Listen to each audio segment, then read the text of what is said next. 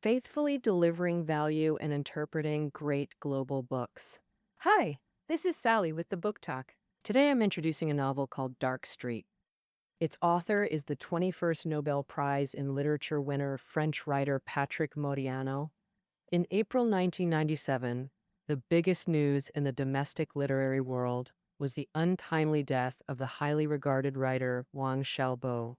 2 months later, Wang Xiaobo's last full-length novel, The Bronze Age, was published, and the beginning of the Temple of Everlasting Life quotes Modiano from Dark Street. My past is hazy, and this book is placed on the windowsill. It's a small booklet with a black and yellow cover. The paper is coarse, and the pale red morning light is shining on it. At that time, Wang Xiaobo was already world famous, and his influence on later generations persists to this day. He quoted a sentence from Modiano's novel at the start of his own, which is a tribute to the master.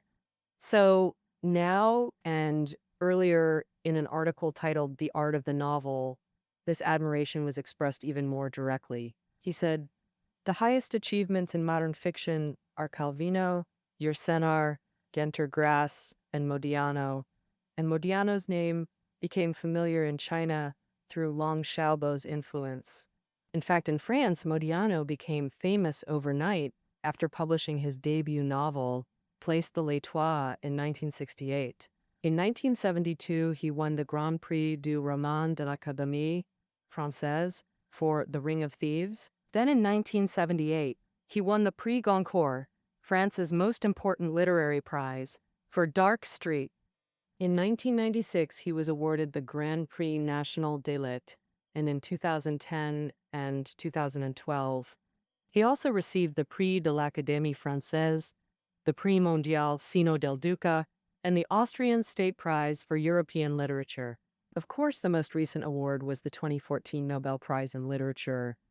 Well, Modiano was born in 1945 in Boulogne-Billancourt, a suburb of Paris. His father was a Jewish financial entrepreneur, and his mother was a Belgian actress. From 1968 to now, he has published nearly 30 novels, translated into over 30 countries. In China, nearly 20 of them have been translated so far. And Belgian famous French language writer Jean-Philippe Toussaint commented on the differences between Modiano and another Nobel laureate, French writer J.M.J.L. Clésio, saying, Leclésio's novels still follow that traditional mainstream style, but Modiano is completely different. His novel's language is concise and subtle, imbued with deep poetry, and especially in the openness of structure and the creation of atmosphere. They always have a very charming allure. Next, let's take Dark Street as an example to explore exactly how this charm is formed. The novel's protagonist is an amnesiac man in post-War II Paris, taken in by kind old detective Hoot, who lets him work at the agency. He can't remember his name, origin, identity, or past, just as the novel begins. I'm nothing. Detective Hute helps resolve his name and passport issues, naming him Guy Roland. At the novel's opening, this elderly Mr. Hutt decides to retire and close his detective business. When they first met 10 years ago, Guy Roland originally asked Hute to help find witnesses and evidence to recover his past memories. But Hute told him, "You better not look back, focus on today and the future," then recruited him as a private detective partner. Hutt sympathized with Guy Roland, mainly because he too had lost part of his past. As written earlier, part of Hute's history suddenly sank like a stone, leaving no trail or connection to the past. In Dark Street, besides Hute, several characters come from Russian émigré families in France, an important background thread. When Hute says part of his identity vanished, he means the loss of homeland caused by exile. Later, Hute retires to seclusion, leaving the agency to Guy Roland. Its archives contain years of accumulated information on various people, which Guy Roland searches hoping to trace his past. From scattered clues, Guy Roland eventually finds old photos identifying three key figures: Guerguieva, a Russian woman, Freddie, his friend, and Denise, his wife. Soon, through researching these individuals' backgrounds, he discovers his own identity while learning about their experiences. His real name was Pedro Machiavelli. He'd worked assisting the consul general at the Dominican Republic's Paris consulate, who was also his friend. As clues and information keep increasing, his memory gradually recovers. Actually, his amnesia isn't completely forgetting everything. He mainly forgot details about people, events, and their relationships. He can slowly recall some key scenes, but they're like pure visual fragments without context or clear meaning. By combining the info he's gathered with those lingering scene memories, he basically sketches out the outline and threads of the most crucial part of his life. After the Germans occupied France in 281, he, Denise, Georgieva, Freddie, and another friend planned an escape route from France through Portugal to Switzerland. They hid in the mountainous border area, waiting for a chance to cross. During that time, two strangers offered to help them achieve their goal for 50,000 francs each. Eager to cross the border and escape danger, the protagonist didn't see it as a scam. He was abandoned in the deep, snowy mountains, nearly died, and lost his memory as a result. And his beautiful wife, Denise, and all his belongings were taken away by those two men. Later, he found traces Denise left in Paris, but her whereabouts remained unknown. Also, there's Oleg's evil deeds after joining the Germans, killing innocents indiscriminately. When he sailed across the ocean with his last hope to a Pacific island to find his old friend Freddie and get the key clue to recover his past, Freddie had an accident. The novel ends abruptly right here. Next, we'll explore what makes this novel so special. The first feature is that this novel has a detective story-like shell for about 2/3 of its length. The protagonist constantly searches for clues like a detective, meeting people who might be connected or know something. He gathers first-hand materials like photos and second-hand info, oral accounts from these people about other characters. During this process, Hote and other colleagues occasionally provide important character details, which gradually emerge. Their most direct effect is that readers unknowingly get drawn into the mindset of reading a detective novel. Especially when mentioning the protagonist's wife, Denise, it repeatedly notes her fondness for detective novels. This further reinforces the novel's structural layout, that detective novel sensation. By the final part of the novel, when readers feel the earlier search process, emerging materials, and gradually recovered memory scenes, like puzzle pieces fitting together to reveal the complete picture. Suddenly, with Freddie's lead cut off, everything seemingly assembled instantly falls apart. The case reverts to its original state of obscurity and confusion. That detective-like process proved completely futile. Not only did the crucial answers never appear, but even the previous searches and information became questionable. Actually, the protagonist's failed memory recovery stems not from amnesia itself, but from that specific historical era, the German occupation of France during World War II.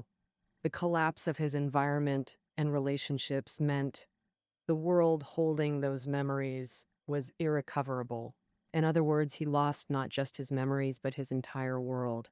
As the protagonist wrote, Hutta, in his final letter, "So far, everything feels chaotic, disordered, so fragmented. During this search, I'd suddenly recall certain details, fragments of events. In short, perhaps life is like this. Is this truly my life, or have I slipped into another's?" The second feature, the novel's deep structure, is actually a pure anti-detective labyrinth. But this perspective comes from critic Jeanette Waters. As she explicitly states, when trained readers gradually recognize detective novel structures unfolding, they eagerly anticipate inferring answers to all questions. Yet this novel frustrates readers' solution-seeking desire, their expectation that answers will definitively emerge during reading. So, after this novel, modern uncertainty replaces the traditional ending. The anti-detective novel's refusal to provide a conclusion, and the fear it stirs, rather than certainty, participates in postmodern resistance to inductive reasoning and a belief in a comforting linear teleological universe. At this point, if we patiently return to the novel and carefully review all the clues, emerging memories, testimonies, materials, and evidence from every chapter, we suddenly realize that everything is full of uncertainty and highly suspicious. They never truly connect to form what's called clue logic. They always remain in the state of initial threads, fundamentally unsolvable. Of course, precisely because of this, they offer readers nearly endless imaginative possibilities, leaving us with the deepest feeling after reading this novel that it's like a maze. Just as Murphy said, whenever the symbol of a maze is evoked, whether explicitly or implicitly, this tension manifests. Although not always labeled as a maze, this imagery is constantly hinted at through the text's descriptions of the following elements: locked doors, porches and hallways of street buildings, Paris apartments, and later forest paths and winding roads in the French countryside, narrating meandering and leisurely strolls within them.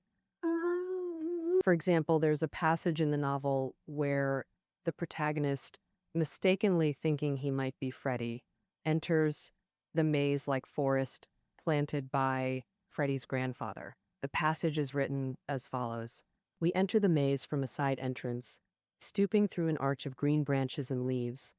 Multiple paths crisscross with crossroads, circular clearings, curved bends, 90-degree corners, dead ends, a green arbor, and a green wooden bench. When I was little, I must have played hide and seek here with my grandfather or friends my age. In this magical maze filled with the fragrance of hazelnut and pine trees, I must have spent the best times of my life. As we emerged from the maze, I couldn't help but say to my guide, "How strange. This maze reminds me of something." In Modiano's writing, this imagery of the maze appears from time to time in different ways and places. For example, in this passage, it's dark. The window opens to another large courtyard surrounded by buildings. In the distance is the Seine River. To the left is the Puteaux Bridge and the extending island bridge where vehicles flow incessantly. Puteaux! I gaze at the brightly lit windows on the building facades, which are identical to the window I'm standing behind. In this maze-like staircase and elevator, among these hundreds of cells, I discovered a person, perhaps the protagonist who often appears in apartments that induce claustrophobia, gazing out the window at Paris. This description shows that not only do various spaces suggest a maze, but the whole of Paris symbolizes a maze. Just as presented in the following text. I walked to the window and looked down at Montmartre, the railway, the Luxembourg Gardens, and the whole of Paris beyond. In the shadowy roofs and myriad lights of this maze-like city, one day I crossed paths with Denise Coudray by chance. Among the countless routes people take across Paris, two intersected. Just as on a giant electric billiard table, among thousands of balls, sometimes two collide, but nothing remains, not even a flash like a yellow fly passing by. He keeps trying to recall, attempting to remember more about the times during Paris's occupation, and to turn everything related into an Ariadne's thread that can lead him out of the maze. And here, the protagonist refers to Ariadne's thread, which points to the story of Princess Ariadne from the ancient Greek myth on Crete. To help Theseus, the Athenian prince, defeat the monster in the maze and escape, she gave him a ball of thread and a magic knife, guiding him to kill the monster with the knife and unwind the thread as he went, so he could follow it back out of the maze. Therefore, after Ariadne, it often metaphorically refers to a method or path to escape a maze, or a clue to solve complex problems. But the ending of this Greek myth is actually a tragedy. After her relationship with Theseus wasn't favored by the fates, Ariadne fell in love with the god of wine, Dionysus.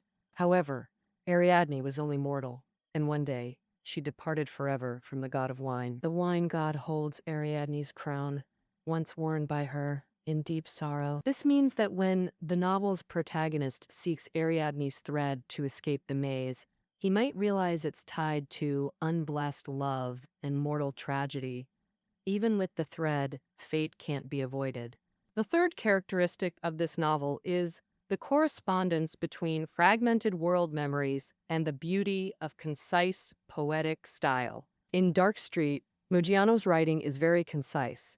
He rarely uses long sentences, mostly employing refined, short ones. Moreover, throughout the novel, most paragraphs are only a few lines long, at most 7 or 8 lines. Usually, just 2 or 3 lines make a paragraph. Sometimes about 10 lines fill a page. Other times, a page has only 2 lines, or even just 1. But intriguingly, although Modiano uses concise writing with short sentences and paragraphs, it never feels light or fast to read. On the contrary, it maintains a slow effect from start to finish. Why does this happen? Because conciseness or brevity is just the surface form. In reality, whether describing dialogue or associative thoughts, the sentence structure is deeply layered. Additionally, the paragraph structure creates an effect rich in blank space.